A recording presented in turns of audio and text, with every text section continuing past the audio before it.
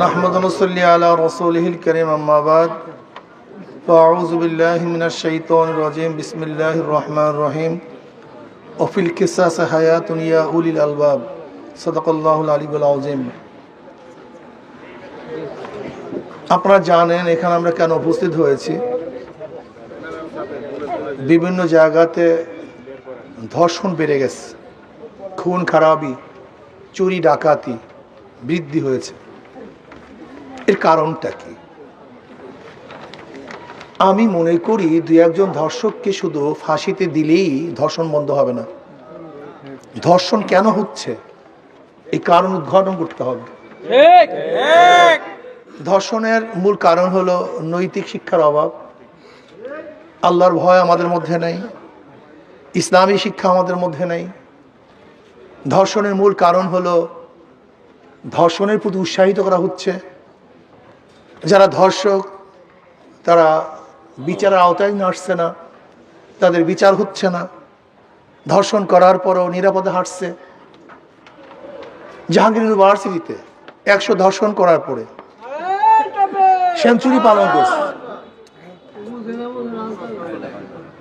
Jahangir university 100 ধর্ষণ করার পরে সেঞ্চুরি পালন করছে, অথচ সেই ধর্ষক আজও গ্রেফতার হয়নি,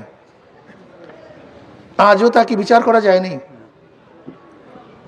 হলগুলিতে ধর্ষণ হচ্ছে। আমরা কি দেখেছি যে ছোট বাচ্চাদেরকে, শিশু বাচ্চাদেরকে অবৈধ গর্ভপাতের মাধ্যমে ট্রাঙ্কের মধ্যে আবদ্ধ করা হচ্ছে, ড্রেনের মধ্যে বাচ্চাদেরকে ফেলে দেওয়া হচ্ছে, বালির চাপা দিয়ে বাচ্চাদেরকে মারা হচ্ছে। অথচ আমরা নিজেদেরকে স্বাধীন মনে করি, সচেতন মনে করি, আমরা নিজেদেরকে উদারপন্থী মনে করি। এরকম হবে না।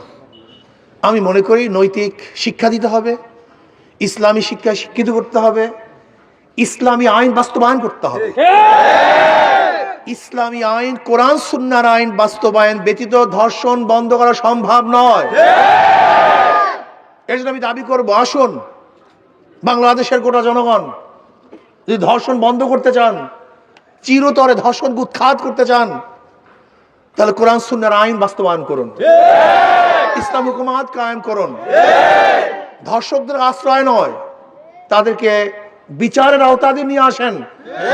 আমি অন্তর্বর্তী সরকারকে বলবো, যদি এই ধর্ষকদের বিচার না করা হয় তাহলে বাংলাদেশের জনগণ এমন আন্দোলন করবে যে আন্দোলনের মাধ্যমে তারা নিজেরাই বিচার হাতে তুলে নিতে বাধ্য হবে। কাজে আমরা চাই না যে জনগণ নিজেরা বিচার করুক, বিচার নিজেদের হাতে তুলুক, এটা আমরা চাই না। আমরা চাই জনগণের আদালত না করতে হয়। যদি আপনারা ব্যর্থ হন তাহলে জনগণ আদালত করে জনমঞ্চে ধর্ষকদের বিচার করবেই করবে ইনশাআল্লাহ। কাজে আসুন আমরা সম্মিলিতভাবে, ঐক্যবদ্ধভাবে ধর্ষকদের বিরুদ্ধে, লুটারদের বিরুদ্ধে, দুর্নীতিবাজের বিরুদ্ধে, ডাকাতদের বিরুদ্ধে, জালেমদের বিরুদ্ধে, খুনিদের বিরুদ্ধে ঐক্যবদ্ধ হয়ে ইনশাআল্লাহ আন্দোলন করব, সংগ্রাম করব।